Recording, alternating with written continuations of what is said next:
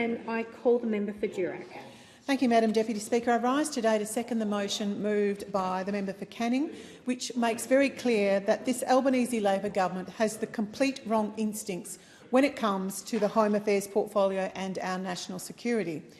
When Labor was elected in 2022, one of their first decisions was to begin to dismantle the Home Affairs portfolio. They did so by removing the Australian Federal Police, the Financial Crimes Regulator, AUSTRAC, and the Australian Criminal Intelligence Commission from Home Affairs. 2024, the Prime Minister went further, transferring Australia's domestic spy agency, ASIO, out of the Home Affairs to the Attorney-General's Department. The PM, well, he defended this shift, saying that ASIO needed to be in the same place as the AFP. Of course, there was no admission that he was responsible for separating the two agencies. It's noteworthy that these changes were not taken to the 2022 election, but had consistently been on Labor's wish list. As we know, they've always been uncomfortable with the Coalition's strong national security agenda. Now, fast forward to today, and the Attorney-General, well, he's been marched to the backbench, and Labor have backtracked on their changes, now bringing ASIO, the AFP and AUSTRAC back into Home Affairs. Common sense has finally prevailed. And why? Well, because according to the Prime Minister, there were issues that arose out of information sharing during the Dural caravan incident. This is a damning admission by the Prime Minister, acknowledging that the national security changes he introduced by dismantling the Home Affairs failed when it mattered most. While the caravan incident turned out to be a hoax, the outcome could have been catastrophic if it had been real, and the system had still failed. Now, this wasn't the only issue with the new arrangements. Previously, the listing of a terrorist organisation was known. It was a straightforward process, but in Labor's first term, this became convoluted. The new process created a back-and-forth loop between the Attorney-General and the Home Affairs departments, blowing out time required for a decision to be made.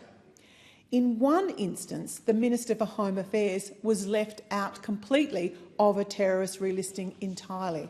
Hopeless, absolutely hopeless. These issues should not have been a surprise to the government, and they should apologise. When we first established the Home Affairs Department in 2017, it was designed so all the intelligence and security agencies would fall within a single department and responsible to a single minister. Sounds like common sense, I'd say. And that's why we committed to restoring the integrity of the Home Affairs portfolio before the last election, unlike those opposite who made no such commitment. Unfortunately, this is not the only example of Labor's failure regarding structures protecting our national security. You only have to look back at the nonsensical changes to the composition of the National Security Committee of Cabinet. Under the Coalition, Australia's domestic and foreign intelligence agencies both served as permanent members, as you would expect. But to add insult to injury, those intelligence agencies were replaced by the Minister for Climate Change, Mr Chris Bowen.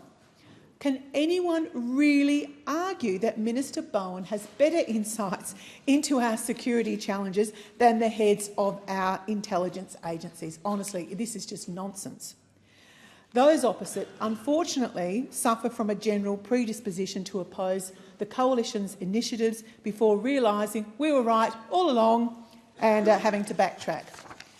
As the Shadow Minister for Cyber Security, an obvious example for me was the initial criticism from Minister O'Neill calling our SOCI reforms, and I quote, bloody useless, end quote, before then going on to say other countries asked her how they would construct something similar.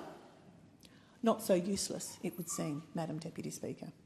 This trend goes back a long time, with the most notable example probably the Rudd and Gillard's government's rejection of offshore processing, which culminated in 50,000 illegal arrivals by boat and over 1,000 deaths at sea.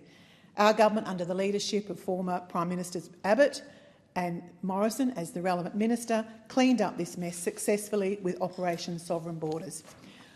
We on this side, we understand that the #1 priority of government is to keep our citizens safe, and we are not afraid to make the tough decisions that are required or to invest properly in our defence and national security infrastructure.